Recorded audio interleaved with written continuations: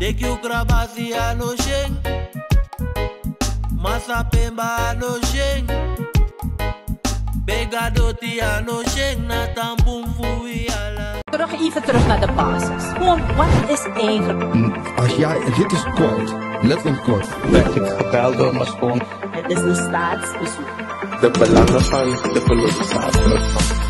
Kulturu Open Mic. Uw verhaal vertellen? Bel of app naar 858-8943. Tot dan.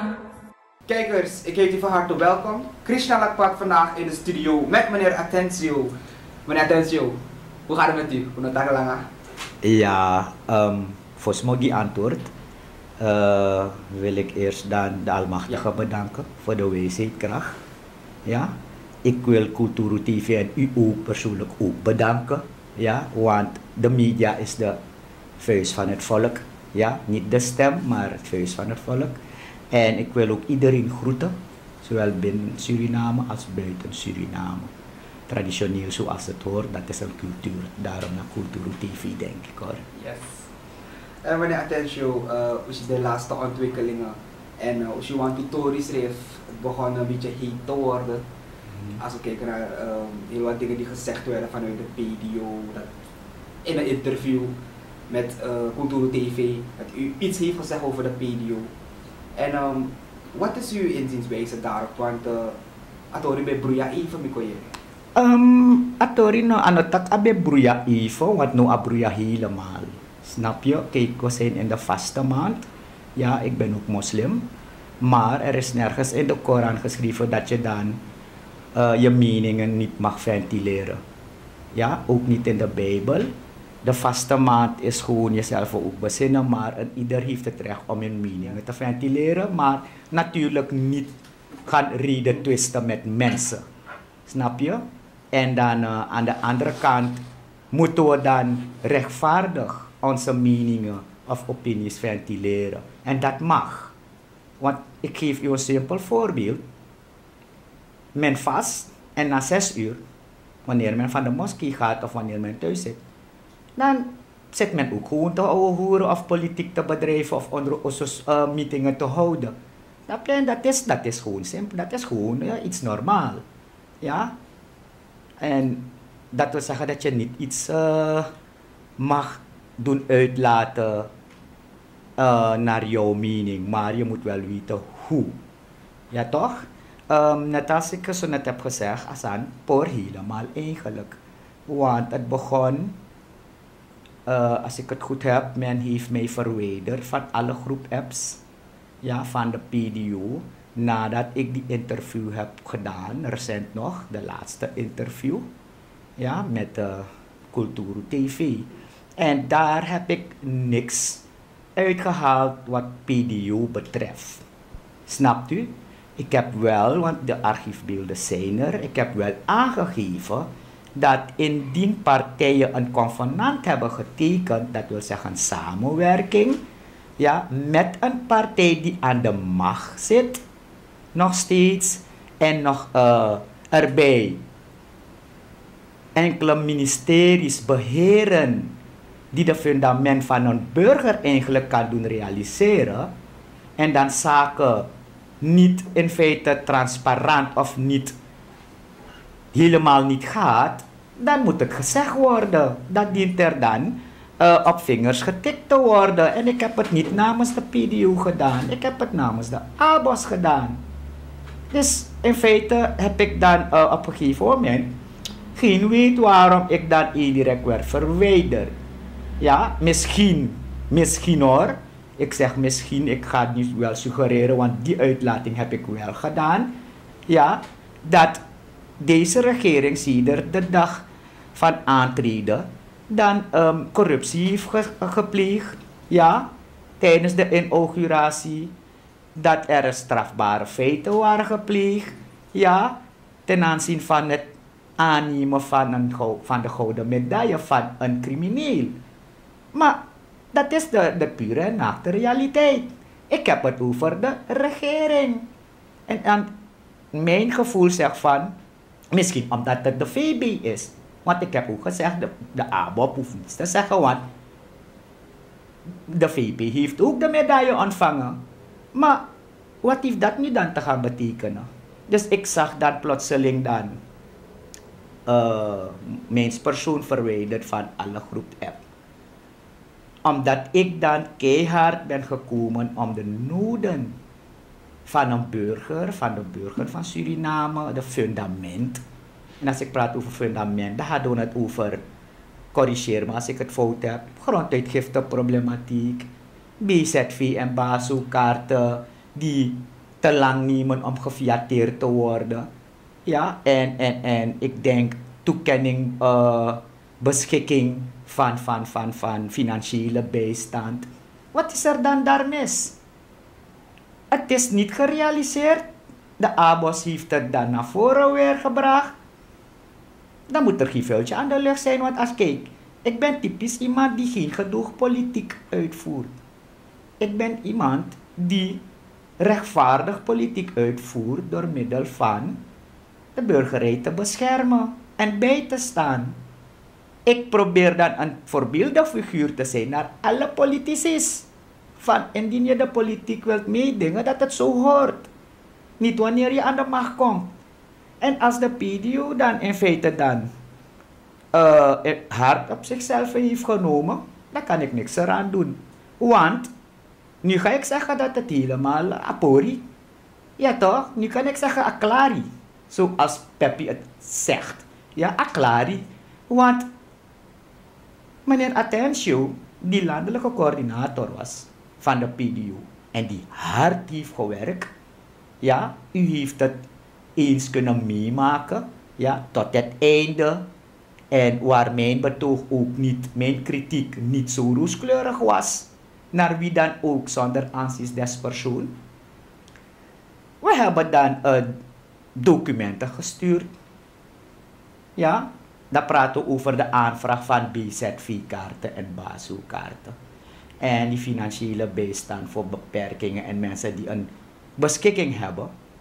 En tijdens de meetingen, districtsmeetingen, laat ik zo zeggen, waar meneer Atencio als landelijke coördinator van begin tot eind mobilisatiewerk ook moet doen, tegelijkertijd logistiek, noem maar op, hebben wij documenten dan gestuurd en die documenten blieven gewoon bij de voorzitter. Snapt u? En ik heb dan meerdere malen de vraag gedaan van waar zijn die stukken? Waarom zijn het nog niet gerealiseerd? En ze gaven me dood gewoon aan van ja, zekere Andy Atmo, die medio van de PL die daar zat in die unit, die is de boosdoener die zaken verstrengelde. Ik op mijn beurt wees toen, of heb toen direct op vingers getikt van nee, dat het niet kan. Omdat het dezelfde naam is en die Atmo die medio. Ik noem zijn naam omdat ik hem mag. Omdat hij veel ook heeft gedaan, desondanks hij PL'er is. Ja toch, ik heb het naar voren gebracht van nee, het is niet waar. Want het is juist de heer Andy Atmo di Medio die PL'er is en die weet dat meneer Atencio de voorzitter van ABOS is en ook de landelijke coördinator van de PDO is. Ja, toch zaken had doen kunnen realiseren wat BZV betreft. Zelfs de familieleden van de voorzitter heeft hij ook kunnen helpen namens de ABOS. Vele van de leden van PDU hebben namens ABOS met behulp van Andy Atmo di Medio BZV-kaarten, laat ik zeggen kort gezegd, dokterkaarten gekregen binnen een week of 2. Dus ik ging toen verder over. Ik liet het ook gewoon zo liggen op een gegeven moment. En daarna vroeg ik weer waar die stukken zijn. Want mensen worden ziek. Ja toch, tijdens het afwachten van de kaarten. En het werd mij toen dan voorgeschoteld dat die stukken bij de vicepresident is. Ik heb gezegd, oké, dan laten we ervoor zorgen dat het spoedig wordt gefiateerd, wordt behandeld, zodat die mensen kaarten krijgen. En we gaan nu dan 2 maanden verder. Dus na het convenant, na de samenwerking, dan gaan we nu 2 maanden verder.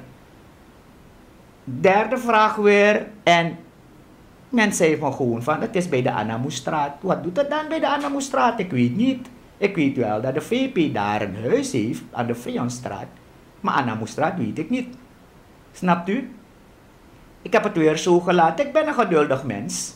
Ik probeer mijn mensen ook tot rust te brengen. Maar ik zeg, ik ben geen verkoper van mensen. Ja.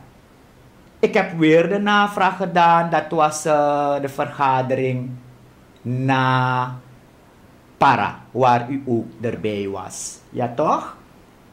En u zag hoe fel ik over was ten aanzien van dokterskaart. Dus daar heb ik dan weer de navraag gedaan. Waar zijn die kaarten? Want mijn vrouw raakte dan. Wat zij niet wisten is dat ik een document van mijn vrouw ook erbij had gezet. Want mijn vrouw is een patiënt. Mijn vrouw die de partij heeft geholpen met hart en ziel om te koken zonder een kopercent te vragen. Als je die nja zou bij nja drapen, na vrouw bori toe. Zie? En alles maar bij niet. Maar ze is tegelijkertijd een patiënt, want ze gebruikt 12 medicamenten per dag. Ja, dus minitak is matori met tak mitori. Is je toch? Dus dan heb ik dan een navraag gedaan, mevrouw is ziek. Waar zijn die stukken? Ja, we hebben nu een ander lijn, meneer B, met name meneer B van de DNA, voorzitter van de DNA. Die heeft een nummer gegeven, maar die nummer gaat voor een maand naar Nederland. Wat doe je met zulke antwoorden dan? En toen heb ik gezegd, mevrouw is ziek. Waar zijn die stukken? Ja, we gaan het brengen. Ik heb dan toen gezegd, nee, geef me die stukken. Het gaat niet om mijn wederhelft, mijn vrouw. Waar zijn die stukken? Ik zal het zelf doen, want ik had het daar eerder gedaan. Dat was mijn taak, maar jullie hebben het op jullie genomen, omdat jullie dachten van, jullie leunen op Brunswijk. Ja? Ik zeg Brunswijk, want ze zeggen altijd Brunswijk. En ik heb het genomen en ik heb het gedaan. En mevrouw werd dan erger ziek. Ze is erger geworden, want nu momenteel kan ze niet lopen. Niet zo goed lopen. De ademhaling is wel een beetje genezen. En dat is iets persoonlijks, hè. Wanneer ik praat, kijk, het is de vaste maand. Ik ben een persoon die vrees voor karma.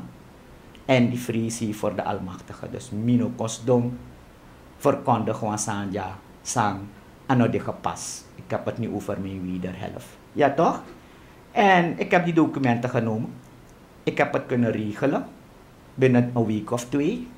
En ik heb ze toen ik die documenten was gehaald, heb ik ook direct die andere documenten van de andere mensen gevraagd. Welk de ABOS ook heeft bijgezet, toch? En men dacht dat men met mij zou kunnen politiseren. Men heeft die van mevrouw weggehaald. Op tafel gelegd. Daar thuis bij de voorzitter zelf. Dus al die tijd waren die stukken nog daar. Dus ik ben legim al die tijd. Ja toch? Ik ben me go verkondigd zo legi desmaf mi ook toe. Is je? En bij mij tak aklari, ja ben een vrouw of minono dit te maken. Dat doe je mij niet aan. Als hardwerkende.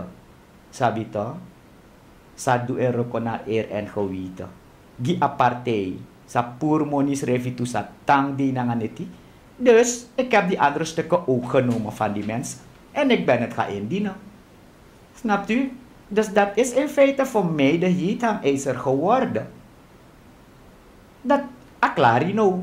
Want je hebt me al verwijderd toch? En ik ben geadviseerd, ja, door de juristen die ik ook heb, om dan middels dit te doen wat ik heb toen proberen te bellen naar de voorzitter voor opheldering van what's going on. Hij heeft nooit 1 seconde genomen vanaf de dag hij wist dat die vrouw erger is geworden, zieker is geworden. Niet eens een telefoon gepakt om mij te bellen van hoe staat het met die vrouw. Ja toch?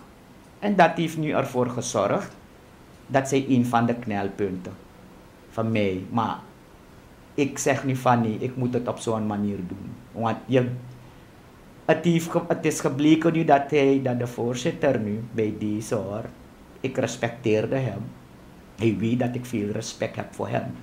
Ja, maar ik denk van, in het Engels zou men zeggen, when money talks, bullshit walks. Maar ik heb een andere stelling wat ik heb moeten ervaren.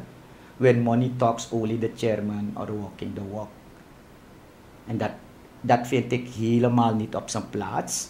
Hij heeft niet gebeld, dus dat heb ik gezegd van oké, er zijn ook andere dingen. Je bent dus niet redevatbaar. Wat ik probeer te bellen van, ik zie dit nu. Ja toch? Voorheen, voordat ik werd verwijderd, zijn er andere mensen al eruit gestapt hoor. Mensen van, leden van Domburg, die zijn nu naar de NPS. Anderen waren al, kijk, Para heeft zich ook teruggetrokken.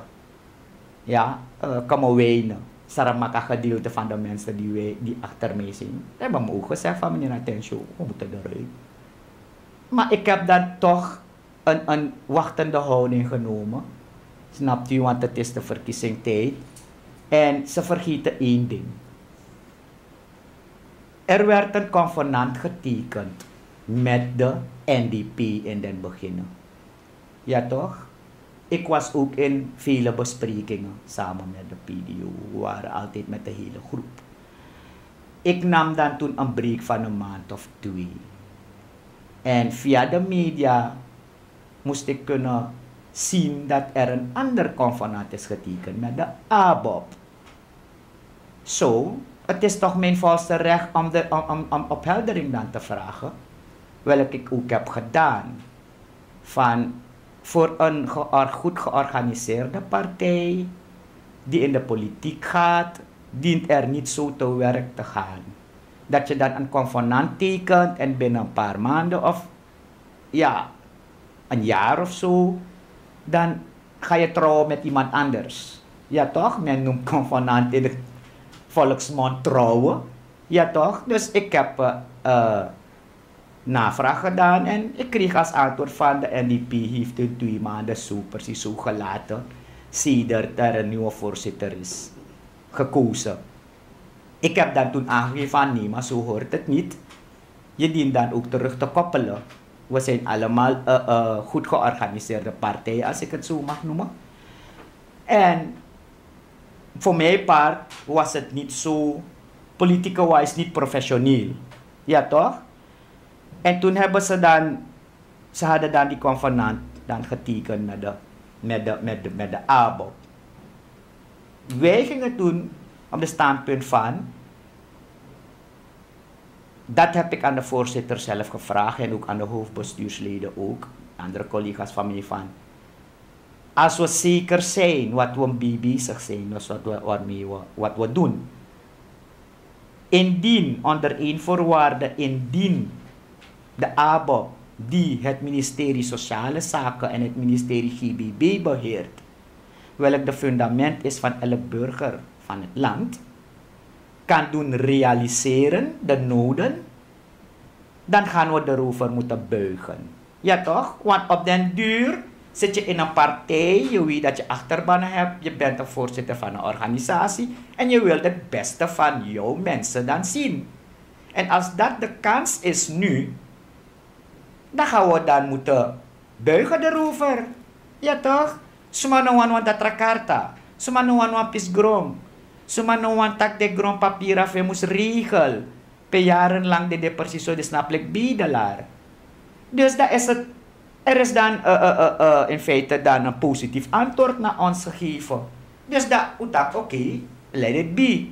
Maar nu is het tegenovergestelde alsof wij worden gebruikt, te meer menspersoon ook, want ik ben nu degene die praat ook, ja.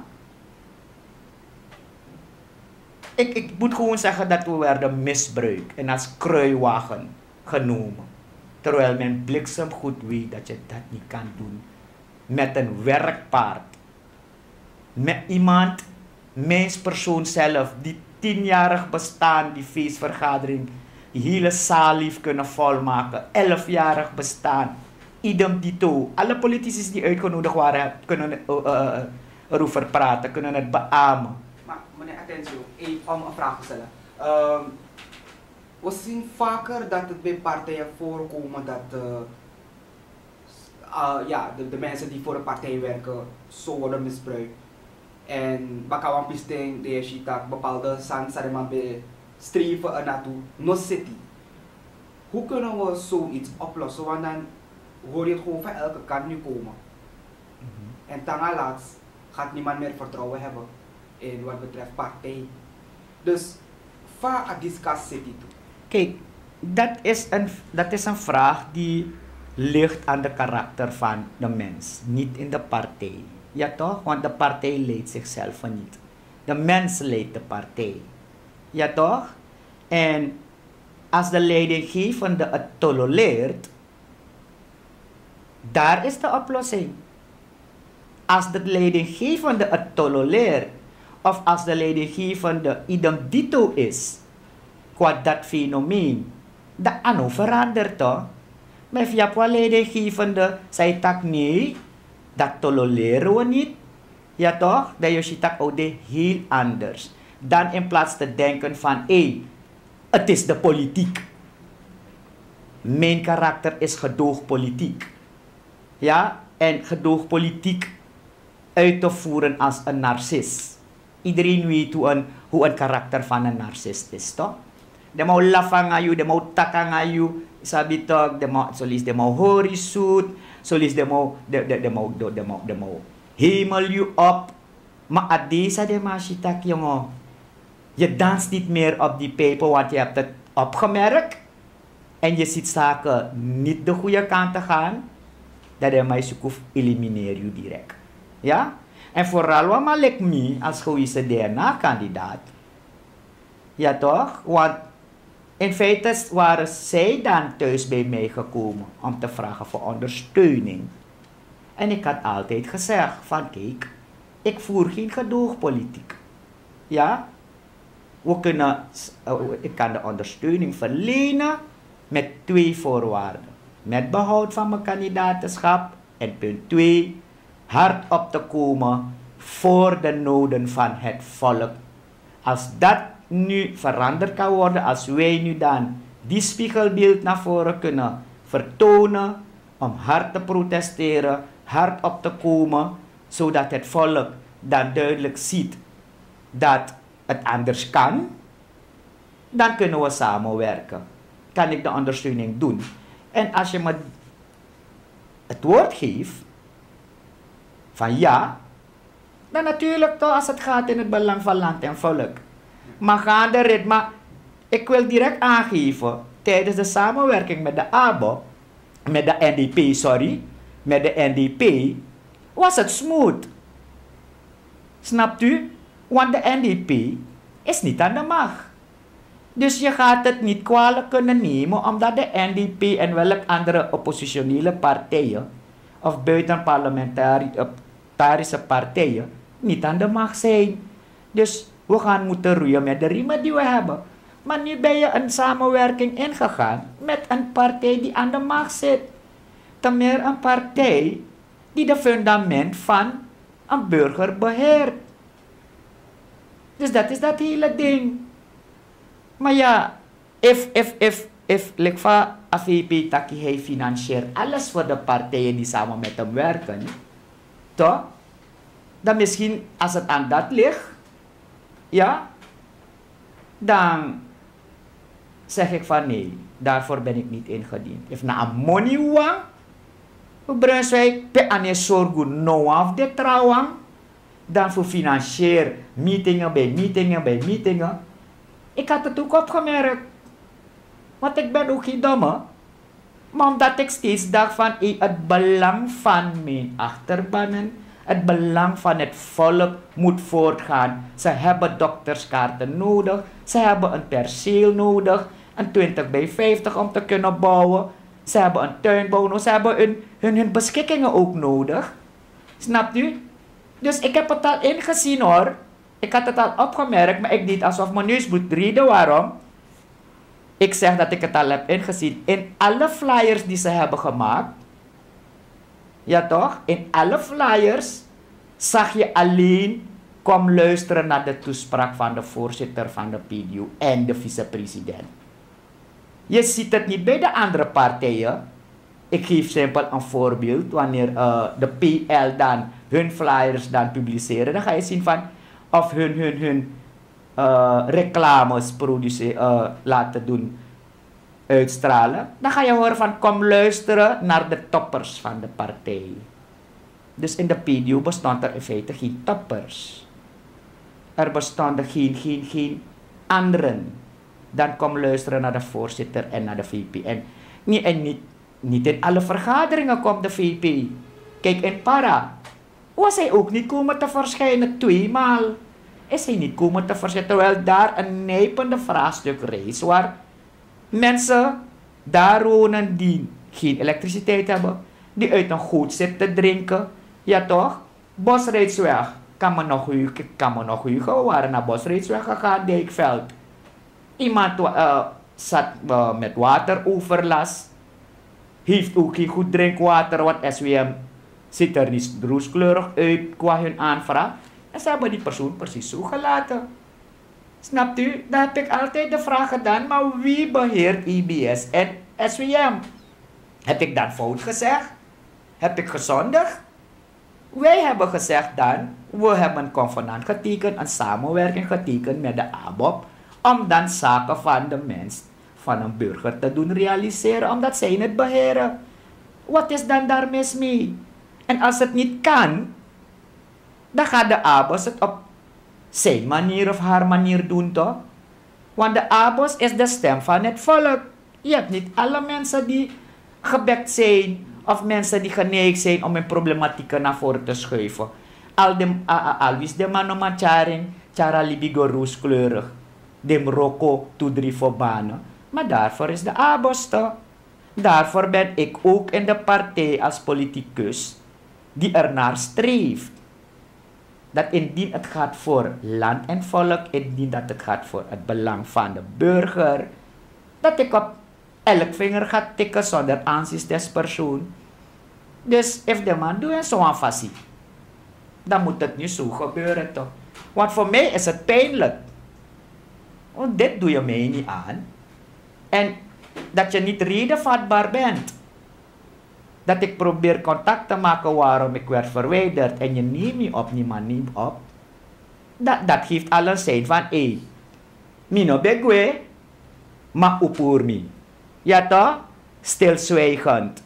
Met dienstverstande, we gaan meneer Atencio politiek monddood maken. Ja toch? En als meneer Atencio dan een andere partij eens dat ondersteunt, dat zij mij kunnen bestempelen als overloper of verrader. Maar ik heb altijd gezegd, meneer Atencio is aan de andere kant, aan de ene kant barmhartig, aan de andere kant ook een plaagjes qua politiek. Want je gaat dat niet met meneer Atencio doen. Meneer Atencio nooit nog koskaimang tana abraliba ete. En je doet de sa dat, maar no, you know abraliba ete. De koskaimang no. De ko dusan na nga kaimang. Dat ga ik niet zeggen van, we gaan kwaad met kwaad vergelden, maar je gaat moeten verdienen wat je in feite dan zoekt. Als ik het zo mag zeggen. Snapt u? Want er zijn genoeg. Kijk, ik geef een simpel voorbeeld wanneer ik praat ik met bewijzen. Hè? Als we gaan omtrent gronden, domeingrondzoekenden. Ja, dit zijn een van de punten, en dit zijn een van de punten die Domburg totaal heeft weggetrokken. Ja, ik heb hier een figuratieve kaart. Serie C Simon Spolder. Ja toch? En een figuratieve kaart wordt gemaakt door een landmeter. Klopt? Oké. We hadden mensen die naar zich zoeken naar een stukje grond. Die mensen moesten 2.500 neertellen. 2.500. Omdat het gaat om een heel stuk groot land daar en het waarschijnlijk moet het verkaveld worden. Dus dan ga je weer een landmeter moeten hebben om dan die tekening dan te maken. Ja toch? En ze hebben 2.500 ervoor gevraagd. Ja? En wat denk je dat je nu met meneer Atencio ook doet? Want meneer Atencio is niet zo happig om een stukje grond te gaan nemen. Meneer Atencio heeft gezegd, eerst een matrozen. En als er wat rest, is er een kruimeltje, dan gaat meneer Atencio kijken. Maar nu heb je dan meneer Atencio als een oplichter naar voren zien doen uitstralen. Want die tek money heeft de man. Ik eerst tak naar meneer Atencio tek money. Maar agrong nee kong. Snapt u? Agrong nee kong. Anderen moesten hun gelden terugnemen. Domburg bijvoorbeeld heeft mij als landelijk coördinator ook meerdere malen aangesproken. Moet ik dan steeds door gaan liegen voor de partij? Of om de partij moet ik dan met de leden gaan liegen? Ja, het kan niet. Weet je in welk artikel je staat nu? Als je gelden in van mensen. En dan in feite dan niet naar je woorden uitkomt. Want je take this ma money, maar this ma no machidegro. If je tegen this ma ja, de laadmeter is uitlandig. Baka dat ik banangade. Maar ze zien niks. Is je toch? Wij hadden iets ook voorgesteld, niet wij, laat ik direct corrigeren, ik kan mezelf wel corrigeren. We zaten in een bestuursvergadering, ja, en men heeft mijn naam genoemd, omdat ik altijd heb gezegd van, indien we een samenwerking hebben, ja toch, indien we een samenwerking hebben met een zittende partij, dan zou het ook goed en relevant zijn als wij mensen ook daar kunnen zetten om het werk ook transparanter voor onze mensen te doen. Ik moet zelf een nationaliteitsverklaring gaan halen, tot in Kommerwijnen. Ik moet zelf een uittreksel gaan halen. Omdat men weet dat ik qua domeingrondproblematiek, qua GBB, het werk ook met mijn 10 vingers kan. Het werk qua BZV en BASO, welk ik voor hun BASO-kaarten ook voor hun had geregeld, met mijn 10 vingers ook kan. Dus dan zouden er 4 mensen van de PDO-zitting gaan nemen in een van de afdelingen. Niks is waar gekomen. Snapt u? Terwijl als we daar onze mensen ook konden zetten, om dan toch iets transparanter en efficiënter het werk voor de mensen te kunnen doen, dan zouden we dit ook weer niet krijgen toch? Maar het probleem is dat meneer Atencio geen blad voor zijn mond neemt. Ja, ik werk naar eer en geweten, niet naar eet en geweten. Niet omdat ik een landelijke coördinator ben, dan ben ik dan de dominant. Nee, maar je gaat het werk goed willen doen. En als er fouten zijn, en je dan niet kan tegen kritiek, dan ga je het met meneer Atencio dan aan de stokken krijgen toch? Want meneer Atencio is kritisch. Omdat meneer Atencio dan, einde van de rit, een goede prestatie wilt hebben. Maar als dat niet kan, dan houdt het ook maar liever op. Ja toch? Ik ben niet een politicus die zegt van na de verkiezing, stem op de partij, stem op mij. Terwijl ik bliksemgoed weet dat ik een samenwerking heb met een zittende partij die aan de macht is. Dan kan ik dat toch niet gaan verkopen voor die mensen. Die mensen gaan toch niet verwachten van dan gaat onze stukken, onze problematieken dan sneller opgelost. Als het in Marowijnen kan, moet het toch overal kunnen? Ja toch? Want de zittende partij moet landelijk fungeren. Niet omdat hij van Marowijnen komt, dan moet hij alleen maar op Marowijnen gaan focussen. Hij gaat overal moeten focussen, idem dit ook de president. Die ook meerdere malen in de fouten gaat. Ik heb niet alleen de vicepresident getikt op zijn vinger. Ik heb ook de president getikt op zijn vinger.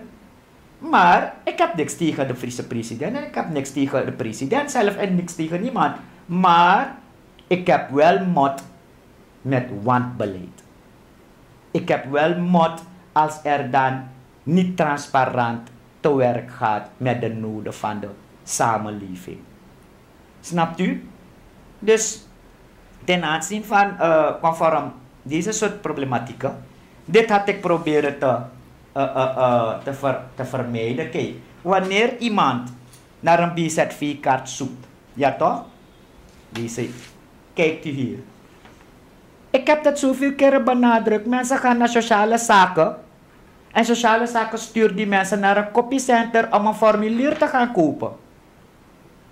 En wanneer die mensen dan die formulieren dan koopt en het invult, welk zij een kopie van een SWM-kwitantie moeten brengen, IBS-kwitantie, niet ouder dan 3 maanden, ja toch? Indien ze dan school gaan nog zijn, moeten ze een schoolverklaring brengen. Dat zijn de procedures, wat de SOSAFO is. Maar waarom moeten ze dan die formulier gaan kopen bij een kopiecenter? Heb ik ook op tafel gelegd. Snapt u? En desondanks men alles doet, en de ABO staat ook erachter die hun ook meehelpt met het formuleren. Ja, toch, zodat zaken dan goed en vlot kunnen gaan. dit is een leger, dan moet men bijna een maand of 2 nog gaan wachten. Terwijl er stukken daar komen, want de spoedunit, want zo heette het, die afdeling, spoedunit, die is nu dan komen te vervallen, omdat men een plaats heeft gehuurd en men heeft die eigenaar niet kunnen betalen. Er zijn overeenkomsten, ze hebben het niet nageleefd, daar aan de Rust en Vredestraat, ja, niet ver van SZF Apotheek. En het is nu een spookhuis geworden, omdat je die eigenaar niet betaalt. En nu is het verplaatst naar de regeringsgebouw, waar de VP zit. Maar stukken komen vanuit de regeringsgebouw in der tijd, en ook via het kabinet, formulieren, waar je niet eens een kwitantie ziet, niet eens een ID-kaart, want je moet een kopie ID-kaart ook bijzetten. Ja toch, als je huurhuis betaalt, moet je dan ook een kopie van je huur zetten. Alle soorten dingen. Maar wanneer het in opdracht komt van de president of van de vicepresident, dan hoeven de procedures toch niet goed te zijn, maar ze moeten gefiateerd worden. Dus daar gaat mijn persoon nu om van, als we een samenwerking hebben, dan moet gelijkheidsbeginsel toch kunnen gelden voor een ieder. Als het kan voor de mensen die als stemvee moeten gaan voor ABOP of voor VHP, het zo makkelijk kan gaan, dan moet het gaan ook voor de mensen van PDO, bij deze. En als ik fout ben, als ik nu dan degene die als zondebok wordt gezien, of als boeman, dan zeg ik nu van nee, dan wist ik al die tijd niet dat ik in een narcistische partij ben geweest. Ja toch? Voor ondersteuning te verlenen. Ik wist niet dat ik in een hypocritische partij ook ben beland. Want zo moet ik het nu zeggen toch? Er is geen ander woord nu. Want je hebt ons dan puur misbruik. Gebruik, nog misbruik. Mijn persoon bij deze, nog erger. Maar dit doe je mij ook weer niet aan. Je hebt het over de wederhelft van jouw landelijke coördinator die was geweest. Ja toch? Jouw landelijke coördinator die keihard met zweet en kracht jouw vergaderingen, jouw meetingen tot een succesvol evenement te doen geschieden. Trouwens, u was ook bij Para. U heeft het gezien. U zag niet alleen maar 2 of 3 of 5 mensen. Wat u daar heeft gezien, is iets anders tegenovergesteld met andere meetingen. Daar waren mijn mensen, mijn inheemse broeders en zusters, ietsje kritischer en feller als het gaat om hun noden. En dat had men niet verwacht. Men had verwacht dat die mensen zo meedansen met al die uitlatingen of al die beloftes of wat ze zouden komen uitzingen daar. Maar die mensen waren anders. Die mensen hebben gezegd, eerst onze noden.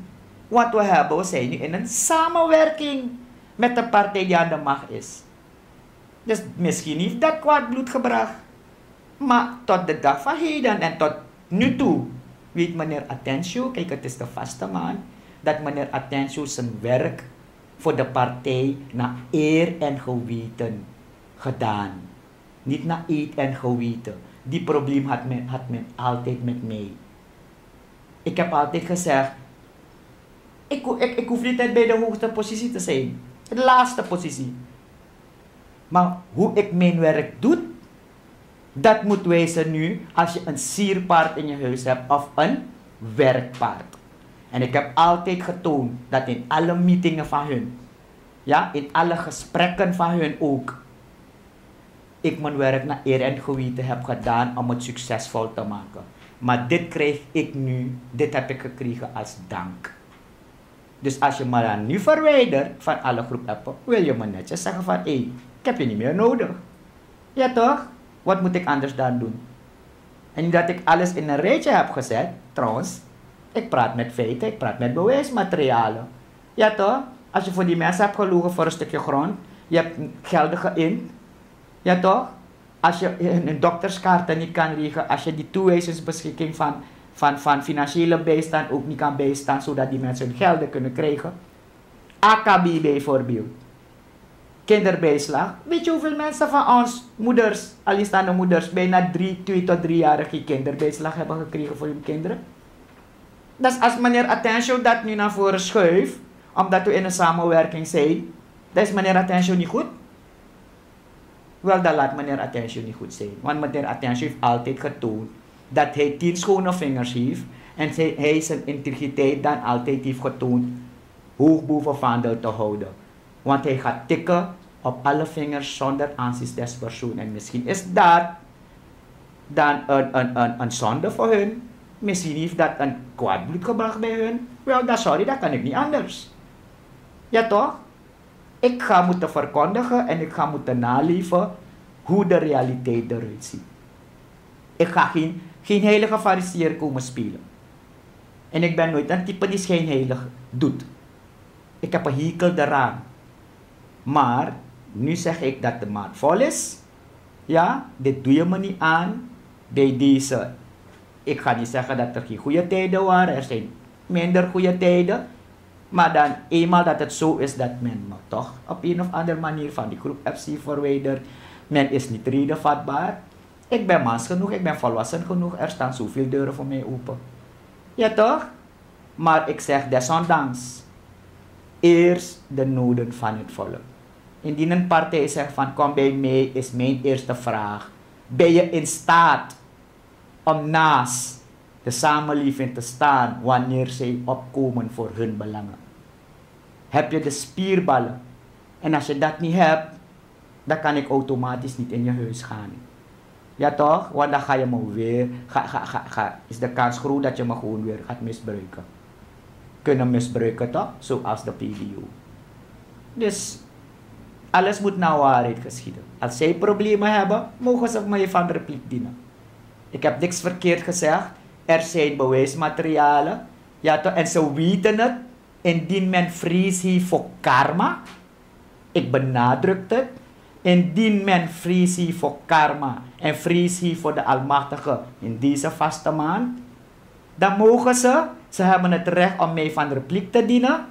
Maar dan moeten ze wel weten dat ze het wel moeten kunnen staven. Wat zij gaan ventileren. Ja toch? Want dat zal deze man een ergere plaagries worden voor hun. Ja toch? Je gaat geen... Deze man zegt altijd dat hij geen... Ik schaam me niet om te zeggen, hè.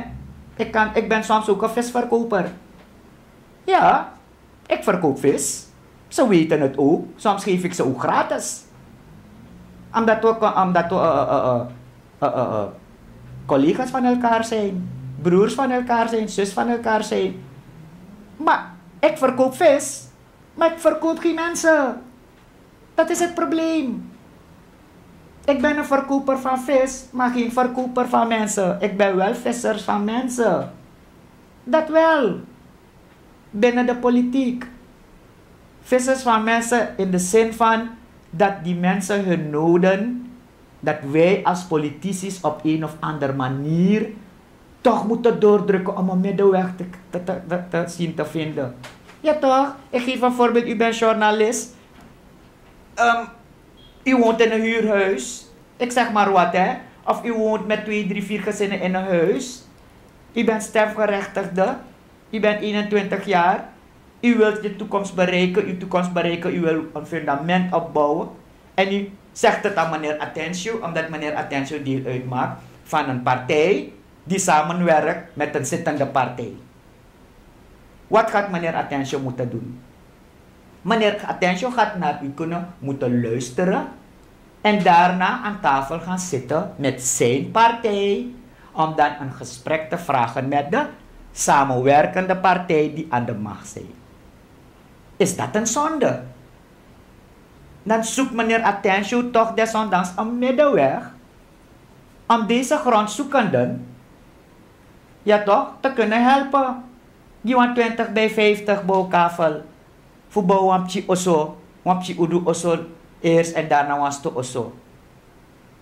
En die voorbeeld daag ik aan alle politici, alle politicus, politica, dat zo we op zo'n manier politiek Suriname kunnen veranderen. Ik heb niet fout gedaan. Ja toch? Indien iemand, maakt niet uit wie zegt dat ik fout ben geweest, is vaste maand. Ik laat het voor de natuur, ik laat het voor karma en ik laat het voor de Almachtige. Meneer Atencio, ik heb geluisterd naar natuurlijk ook de mensen van Kulturu TV. U heeft ook heel veel tegenslagen moeten meemaken in zo'n korte periode. Natuurlijk wens ik u ook heel veel beterschap toe met die vrouw. Dank u. Uw echtgenote. En ook veel succes richting de verkiezingen toe. En ook bij het helpen van de inheemse broeders en zusters all over in Suriname. Ja. Altijd, ik zeg dan,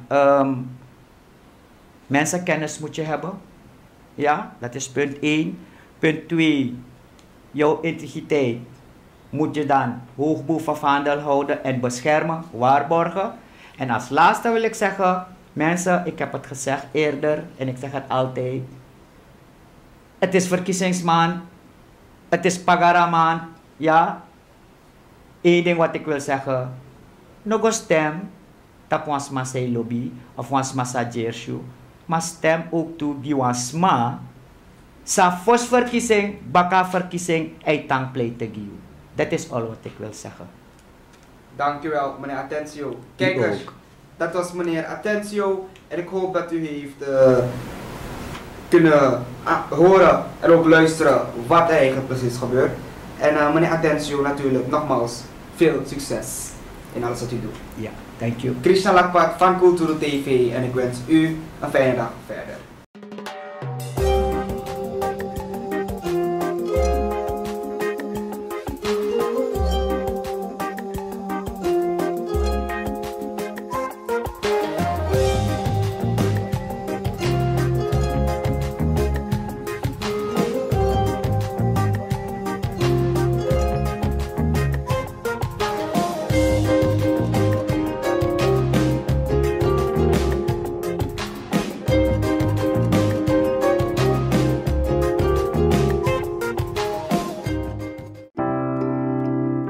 Zorgen moet je doen, niet maken.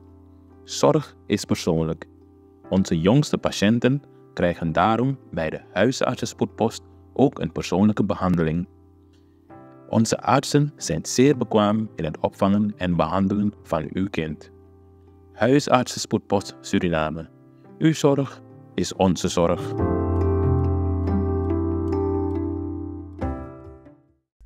Ben jij een gedupeerde van de toeslagenaffaire, ouder, kind of ex-partner?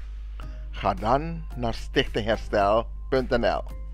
Herstel met dubbel L. Met Stichting Herstel kom je er wel.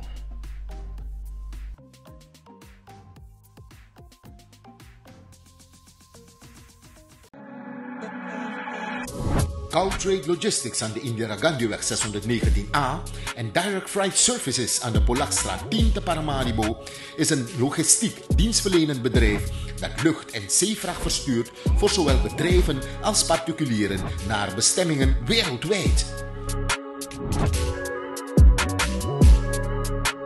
We zijn langer dan 10 jaar actief op de expediteursmarkt in Nederland en we zijn een vertrouwd adres binnen de gemeenschap. We kunnen van alles voor u verzenden, zoals geschenkpakketten, auto's, fietsen, handelszendingen en containers.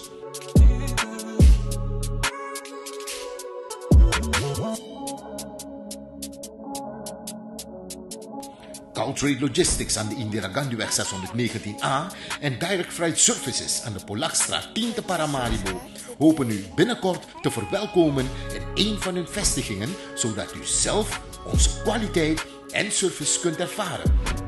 Tot gauw!